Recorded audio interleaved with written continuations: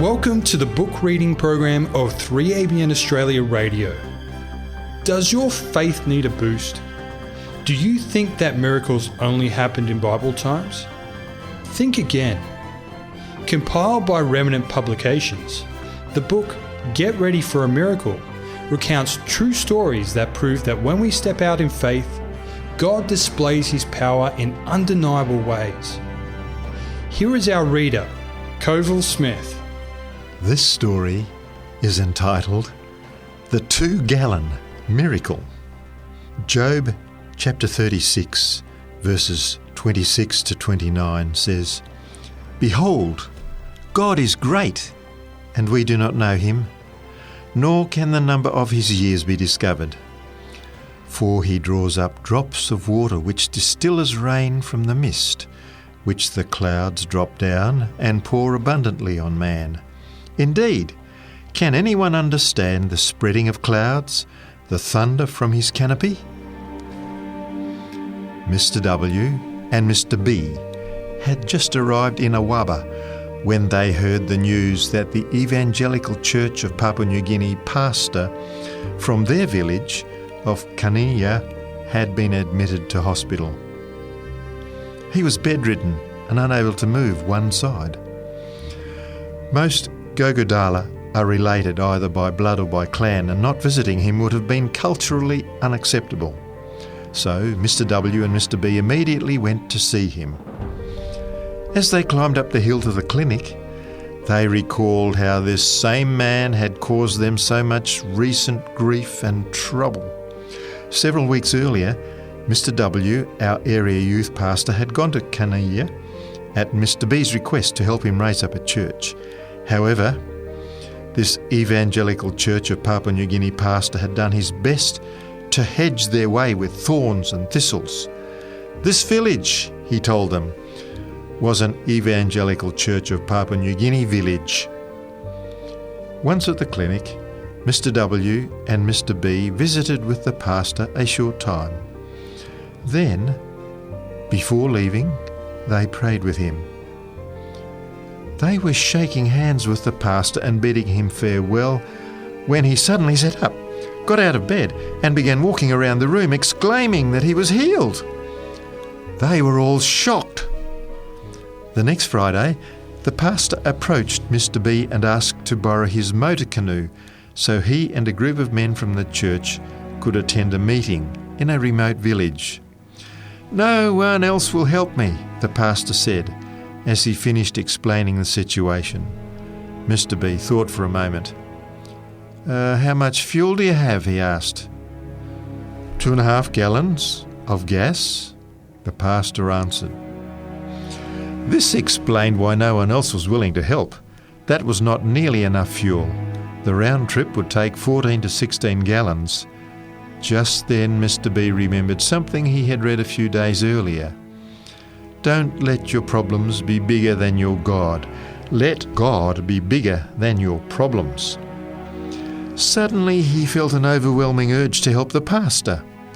"I'll help," he said, "but my engine is old and I'm the only one who knows how to run it. I will have to take you."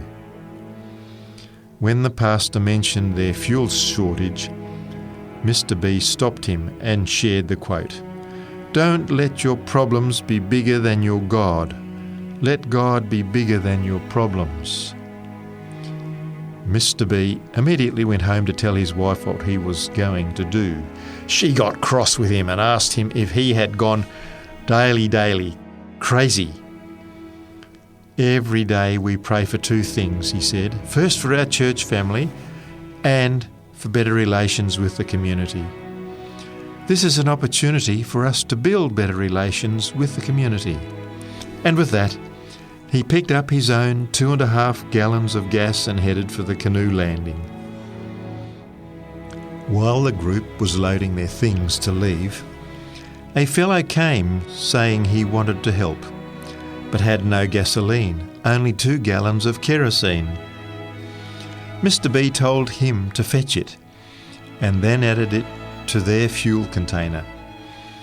With the original 2.5 gallons, his own 2.5 gallons, and now 2 gallons of kerosene, They had a total of 7 gallons.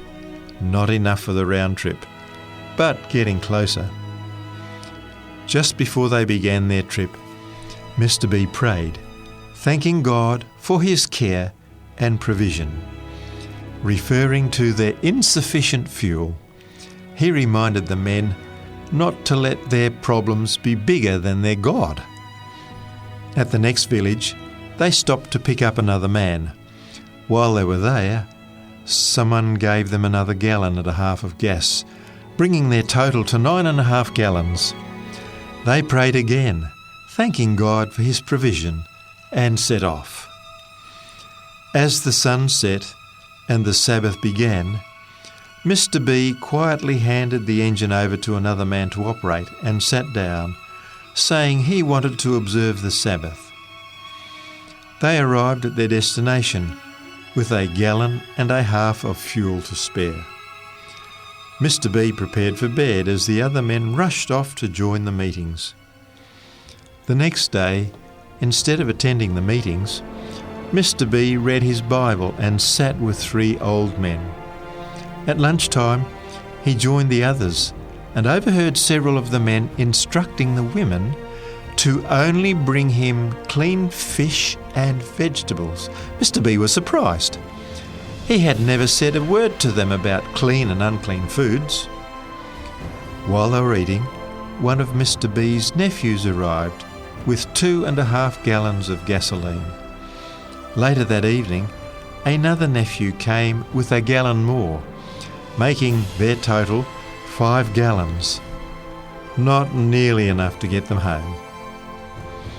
Early Monday morning, as they were leaving, some of the men complained about not having enough fuel to return.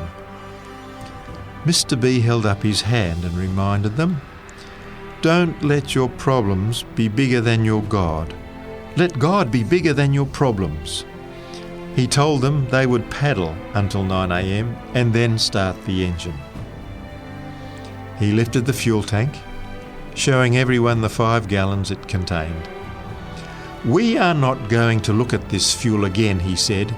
"We will trust God to make it last."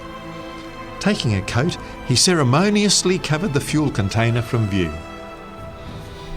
Hour after hour, the engine purred, bringing them closer to home. As they neared their village, tears of joy came to Mr. B's eyes. "I can smell our village," he said as they motored the last mile. Once they were docked at the landing, he uncovered the container and lifted it up for all to see. They had 2 gallons of fuel left over. A reflection associated with this story comes from Steps to Christ, page 123. Will not the author of our being, the preserver of our life, the one who formed us in his own divine image, provide for our necessities if we but trust in him? The 2-gallon miracle was written by David White of Adventist Frontier Missions. It's used by permission of Adventist Frontier Missions. Adventist Frontier Missions seeks to establish indigenous Seventh-day Adventist church planting movements with unreached people groups. You can visit afmonline.org for more information. You've been listening to the book reading program by 3ABN Australia Radio, featuring Get Ready for a Miracle.